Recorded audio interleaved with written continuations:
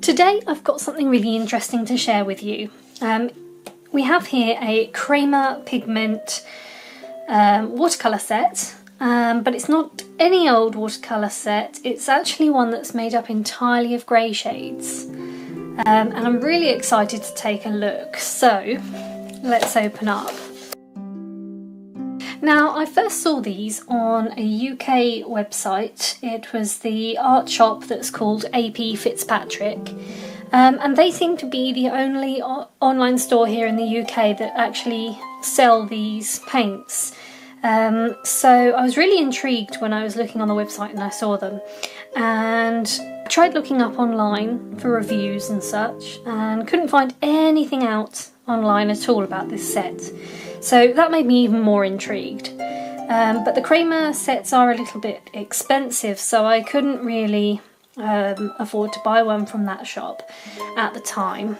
So I wrote to KREMER and I said that I'd been looking into the paints but couldn't find out anything online about them. And they very kindly obliged my request to send me a set to try, so that I could write my own review online and, you know, share with you guys what this interesting set and see what it's all about. So if we take a closer look here, the first thing I noticed when I opened the tin was how different the two rows looked. So the top row here, I wouldn't say they're all grey shades as such, but they are, you know, because they're quite creamy in colour. And I would actually call this top row more of a set of stone colour shades. The bottom row is greys and blacks. And yeah, so obviously the way they're working is in warm grey tones and cool grey tones. And on the back of this card here we've got all the information. So I assume it's in order of how they are in the tin. So the first one up here is titanium white rutile. This one is zinc white. This one is KREMER white. This one, and then these last four they class as the greys, and I would agree there, these are warm greys. So we've got warm grey number 1, number 2, number 3, oh sorry, number 1, number 2, number 5 and number 6. And then down here we have 4 cool greys, so we've got cool grey number 1, number 2, number 5 and number 6. And then we've got Biddeford black, bone black and furnace black. So that makes more sense to me now. So today I'm going to use my favourite Escoda Reserva brush.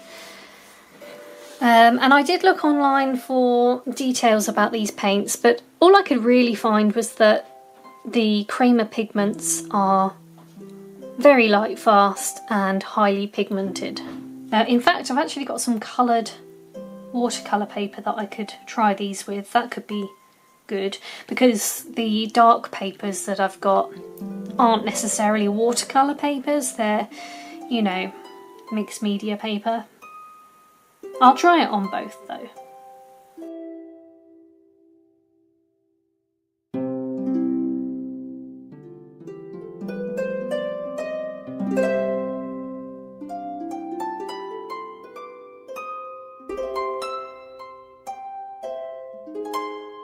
It's so strange swatching just one kind of tonal range on ranges of one colour, if you know what I mean.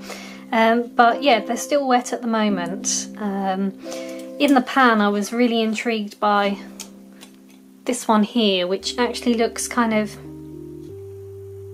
bit of a bluey kind of tone to it. I don't think any of them particularly, they're not particularly blue, they're not sort of Payne's grey kind of bluish, but you can definitely see the subtle differences, especially in the ones in the middle. So the first two here look quite similar at the moment. I can see a difference in the blacks, but they're still drying.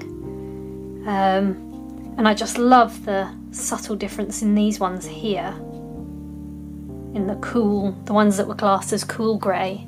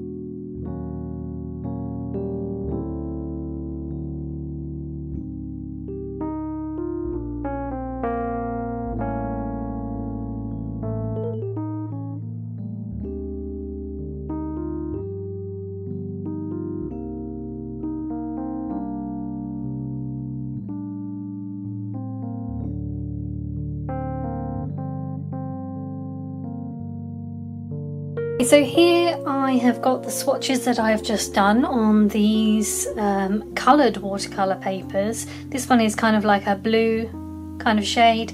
This one is a more of a yellow cream kind of shade. And of course this is my original one, which is now dry. So you can see the difference in them a lot better now that this one is dry.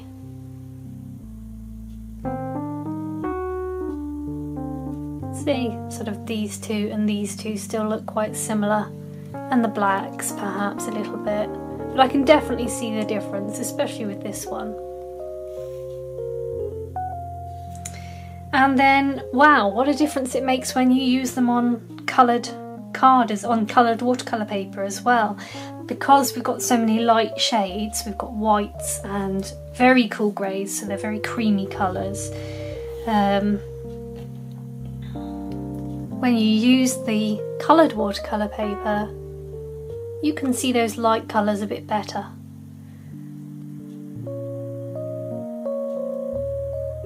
This isn't quite dry yet. Just look at that, the way that's... I love, it's where this top one's gone into that one. I just love that. I love watching the paint spread. And so far, from doing the swatches, I can tell that the paints are really good quality. The way they've been, you know, reacting to each other, to water on the paper. Very pigmented, very rich. Again, this one's not quite dry yet, but you can really see the whites there looking nice on this paper. And you also saw me doing a bit of a watercolour doodling session here.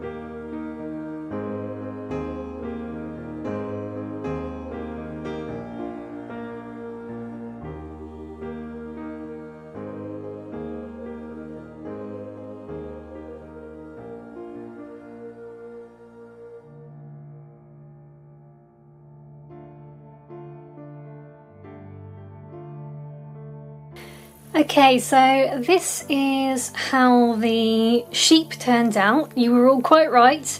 It is a sheep, and I guess it was quite obvious.